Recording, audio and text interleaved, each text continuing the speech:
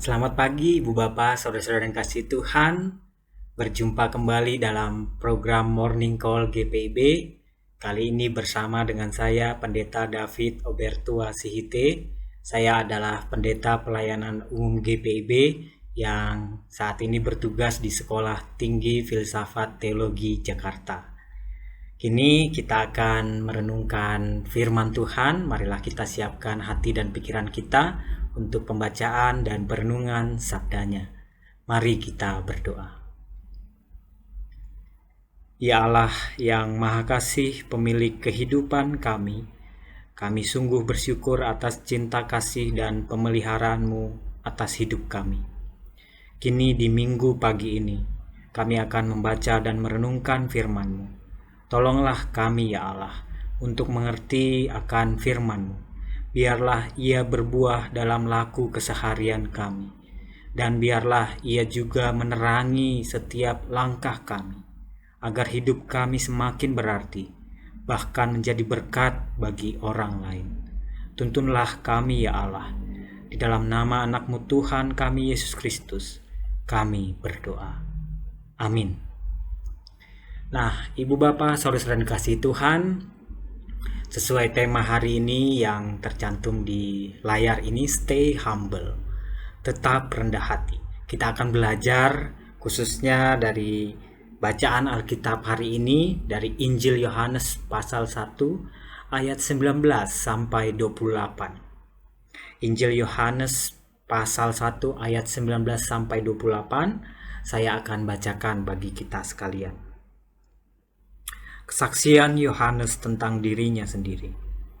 Dan inilah kesaksian Yohanes ketika orang Yahudi dari Yerusalem mengutus beberapa imam dan orang-orang Lewi kepadanya untuk menanyakan dia, "Siapakah engkau?" Ia mengaku dan tidak berdusta, katanya, "Aku bukan Mesias." Lalu mereka bertanya kepadanya, "Kalau begitu, siapakah engkau? Elia?" Dan ia menjawab, "Bukan." "Engkaukah nabi yang akan datang?" Dan ia menjawab, "Bukan." Maka kata mereka kepadanya, "Siapakah engkau? Sebab kami harus memberi jawab kepada mereka yang mengutus kami. Apakah katamu tentang dirimu sendiri?" Jawabnya, "Akulah suara orang yang berseru-seru di padang gurun, luruskanlah jalan Tuhan." Seperti yang telah dikatakan Nabi Yesaya. Dan di antara orang-orang yang diutus itu ada beberapa orang Farisi. Mereka bertanya kepadanya, katanya, "Mengapakah engkau membaptis? Jikalau engkau bukan Mesias, bukan Elia, dan bukan Nabi yang akan datang?" Yohanes menjawab mereka, katanya, "Aku membaptis dengan air, tetapi di tengah-tengah kamu berdiri dia yang tidak kamu kenal, yaitu dia yang datang kemudian daripadaku. Membuka tali kasutnya pun aku tidak layak." Hal itu terjadi di Betania, yang di seberang sungai Yordan, di mana Yohanes membaptis. Demikianlah pembacaan Alkitab. Terpujilah Kristus. Nah, Ibu Bapak, saudara-saudara yang dikasihi Tuhan, mari kita belajar tentang kerendahan hati dari Yohanes ini. Apa hal-hal yang memperlihatkan kerendahan hati itu? Tentu saja ketika kita membaca perikop ini, semoga kita langsung menangkap hal-hal yang memperlihatkan kerendahan hati dari seorang Yohanes itu. Khususnya ketika dia berjumpa dengan para utusan yang menanyakan siapa dirinya sebenarnya. Apakah Mesias? Yohanes menjawab, "Aku bukan Mesias." Apakah Nabi? Yohanes juga menjawab, "Aku bukan Nabi." Yohanes justru memperlihatkan bahwa pada dasarnya dirinya adalah seorang utusan Allah. Hal ini terlihat di ayat 23, dikatakan bahwa "Akulah suara orang yang berseru-seru di padang gurun, luruskanlah jalan Tuhan." Kenapa saya mengatakan dari hal ini terlihat kerendahan hati? Begini Ibu Bapak saudara-saudara kasih Tuhan. pada saat itu sebenarnya ada kesempatan bagi Yohanes untuk membanggakan dirinya, untuk dipuji, untuk ditinggikan. Justru ketika ia mau misalnya mengaku diri sebagai akulah Mesias, akulah Nabi, maka pada saat itu para utusan pasti akan mengagungkan Yohanes, bahkan meninggikan Yohanes, karena dilihat benarlah yang dijumpai ini adalah Mesias, adalah Nabi, dan seterusnya. Tapi menariknya, Yohanes tidak melakukan itu. Meskipun kesempatan untuk meninggikan diri itu ada, Yohanes tidak melakukannya. Di sini terlihat bagaimana Yohanes menunjukkan kerendahan hatinya dan komitmennya sebagai utusan Allah untuk mempersiapkan jalan bagi kedatangan Sang Mesias itu. Karena itu marilah kita juga belajar apa sebenarnya makna luruskanlah jalan bagi Tuhan yang dikatakan oleh Yohanes itu. Apa maknanya? Apakah meluruskan jalan yang berkelok-kelok, jalan yang berbukit, menanjak menurun, penuh dengan bebatuan diperbaiki? Menurut saya pengertian dari atau makna dari kalimat luruskanlah jalan bagi Tuhan tidak terkait jalan pada umumnya. Apa yang dapat kita maknai dari kalimat luruskanlah jalan bagi Tuhan ini? Mari kita memaknainya sebagai sebuah bentuk upaya atau ajakan untuk bertobat, sebuah pertobatan, sebuah ajakan untuk membenahi diri. Kenapa demikian, Ibu Bapak saudara yang kasih Tuhan? Karena pada saat itu umat hidupnya sudah berpaling dari Allah. Kehidupan umat sudah dipenuhi dengan iri dengki, hati yang kotor, hidup yang berpaling dari Allah, entahkah karena sudah lelah menderita, lelah menanti Mesias yang ditunggu-tunggu sekian lama itu, atau ketika ada banyak godaan sehingga mengubah hidup mereka yang sebenarnya adalah milik Allah itu, kemudian hidup sesuai dengan keinginan mereka, hidup dengan merasa seolah-olah aku tidak butuh Allah, aku tidak butuh Tuhan, aku bisa menjalani hidupku sendiri tanpa pertolongan Tuhan dan lain sebagainya. Nah, luruskanlah jalan bagi Tuhan bisa kita maknai sebagai upaya Yohanes pada saat itu untuk menyerukan kepada umat, mari bertobat, mari membenahi diri kita yang sudah rusak ini, sudah dipenuhi dengan segala macam kesalahan dan dosa ini. Dan proses yang terjadi pada saat itu ditandai dengan pembaptisan yang dilakukan oleh Yohanes. Nah, salah satu ciri hidup yang penuh dengan hal-hal yang bertentangan dengan kehendak Allah, hati yang kotor, bahkan berbagai kesalahan, berpaling dari Allah, salah satu contohnya adalah kesombongan. Hati yang dipenuhi dengan iri dengki, kebencian, ingin ditinggikan, dihormati, salah satu cirinya.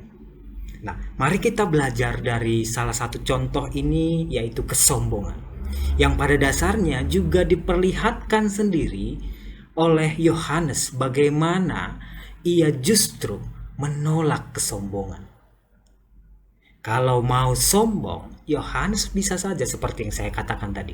Yohanes bisa saja, aku ini Mesias, aku adalah Nabi, aku yang akan menyelamatkan umat, membawa umat pada jalan kebenaran dan hidup. Hormatilah aku. Menariknya kita dapat melihat Yohanes tidak melakukan itu. Maka dari itu Ibu Bapak dan saudara-saudara yang kasih Tuhan, mari kita belajar dari Yohanes tentang kerendahan hati. Bahwa pada dasarnya Yohanes adalah utusan Allah yang penuh dengan kerendahan hati dan komitmen penuh melaksanakan tugas dan tanggung jawabnya yang dipercayakan Allah kepadanya untuk mempersiapkan jalan itu, untuk menyerukan pertobatan itu, untuk membenahi diri umat yang penuh dengan kesombongan pada saat itu, yang mengandalkan kekuatannya, kehebatannya sendiri. Hal ini kemudian semakin terlihat kerendahan hati Yohanes ini, khususnya ketika kita membaca dalam Injil Yohanes pasal 3 ayat 30. Yohanes mengatakan, "Ia harus makin besar, tapi aku harus makin kecil." Perkataan Yohanes ini memperlihatkan bahwa segala kemuliaan, kehormatan itu hanya bagi Allah semata yang mengutus aku. Aku hanyalah manusia biasa yang dipakai oleh Allah untuk menyerukan pertobatan, untuk mengajak umat membenahi diri dan kembali kepada Allah, tidak berpaling lagi dari Allah, tidak menyembah ilah-ilah lain ataupun menyembah berhala. Dan biarlah segala karya dan perbuatanku itu semakin memuliakan Allah, bukan diriku. Menarik sekali Ibu Bapak saudara kasih Tuhan, bahwa Yohanes berfokus demi kemuliaan Allah, bukan kemuliaan dirinya sendiri, bukan ingin dihormati, bukan ingin dipuja-puja. Karena itu Ibu Bapak saudara kasih Tuhan, saya mengajak kita untuk merefleksikannya juga. Pelajaran tentang kerendahan hati dari Yohanes ini, khususnya dalam konteks kita saat ini, khususnya di tengah situasi yang penuh dengan keterbatasan, kegelisahan, dan berbagai pergumulan yang masing-masing kita punya konteks pergumulan masing-masing. Kita belajar dari hal ini. Saya menuliskan sebuah renungan ringkas, khususnya ketika mengingat para pekerja, khususnya petani ataupun nelayan yang penuh dengan perjuangan, apalagi di tengah situasi saat ini. Saya akan membacakannya bagi kita. Kadang kita lupa, di sini sana ada suara lirih bertanya, "Hari ini makan apa? Hari ini aku makan apa? Hari ini keluargaku makan apa?"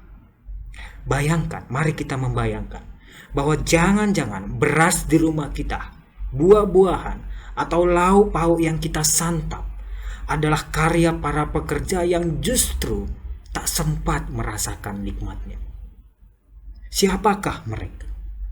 Mereka adalah orang-orang yang bertahan melawan panasnya terik siang dan dinginnya hujan.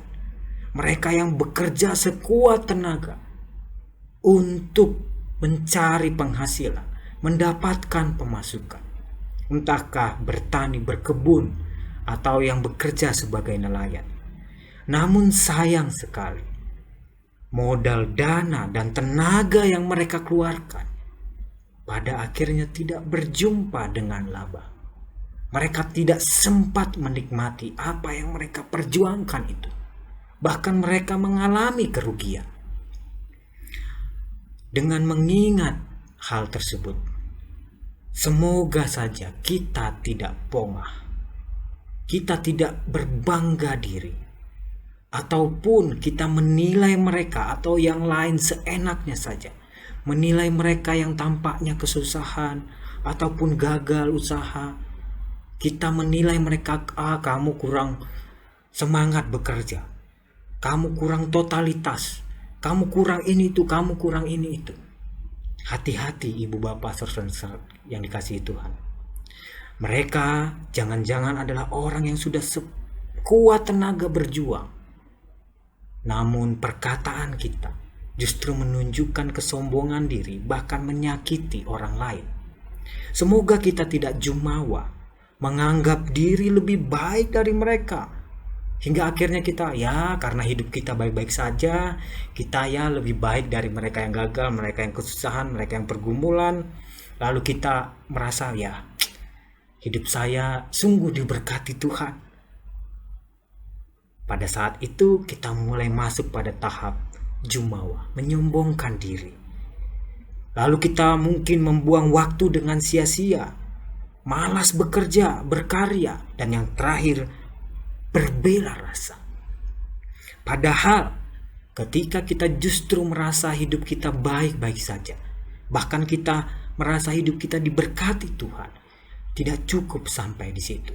Kalimat terakhir ini menjadi hal penting, bahwa kita punya tanggung jawab untuk berbela rasa kepada mereka yang mengalami kesusahan itu, mereka yang gagal usahanya itu, mereka yang menjumpai pergumulan berat di tengah situasi pandemi saat ini.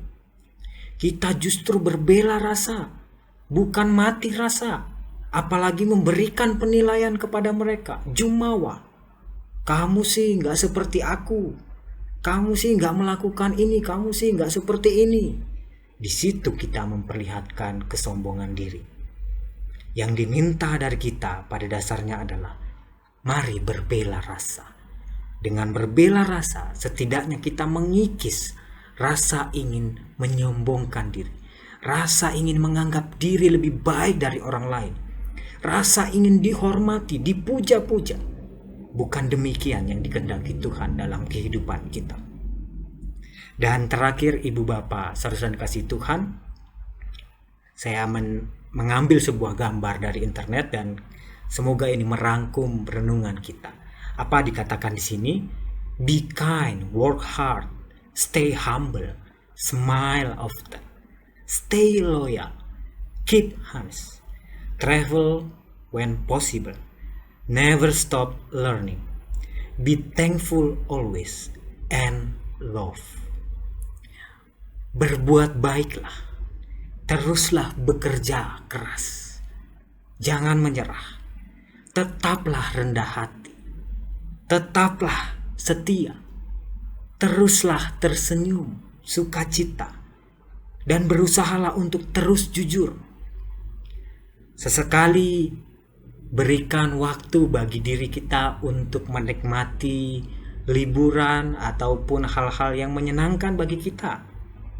Lalu jangan pernah berhenti belajar dari kehidupan ini, dari pengalaman yang kita jumpai.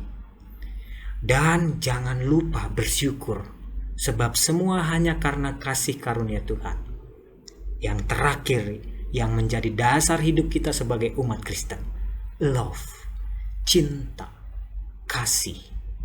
Kasih itu kita wujudkan dari bela rasa, kepedulian. Semoga dengan cara demikian kita benar-benar menunjukkan bahwa kita adalah umat Tuhan yang selalu bersyukur dan pada saat yang sama memiliki kerendahan hati untuk menjalani kehidupan ini dan berbuat sebaik mungkin. Semoga kehidupan kita dapat pula menjadi berkat bagi orang lain. Tuhan memberkati kita sekalian. Amin. Ibu Bapak, saudara kasih Tuhan, kini marilah kita berdoa menutup renungan program Morning Call pagi hari ini. Mari kita berdoa. Ya Allah yang Maha Kudus, ajarlah kami untuk tetap rendah hati. Ajarlah kami untuk menyadari bahwa segala keberhasilan, bahkan kesuksesan kami bukan karena kekuatan kami semata, melainkan karena kasih karunia dan rahmat-Mu. Biarlah semangat kerendahan hati memenuhi hidup kami, agar ketika kami dipuji lantas kami tidak berbangga diri maupun tinggi hati. Begitupun ketika kami gagal, jatuh, ataupun mengalami berbagai pergumulan dalam kehidupan kami. Kiranya kami tetap berkesadaran untuk tidak mencari-cari kesalahan atau menyalahkan orang lain. Kiranya kami terus belajar memperbaiki kesalahan, membenahi diri kami, dan terus memberi diri untuk diperbarui oleh-Mu. Ajar kami pula untuk memiliki kepekaan, berbela rasa, terlebih di tengah situasi yang penuh dengan kegelisahan saat ini. Rahmatilah kami dengan cinta kasih-Mu, dan biarlah kami pun dapat terus membagikan cinta kasih-Mu kepada sesama kami. Dengarlah doa dan permohonan kami ini. Dalam nama Tuhan kami Yesus Kristus, kami berdoa. Amin. Demikian renungan hari ini dalam program Morning Call GPIB. Selamat hari Minggu. Tuhan Yesus memberkati.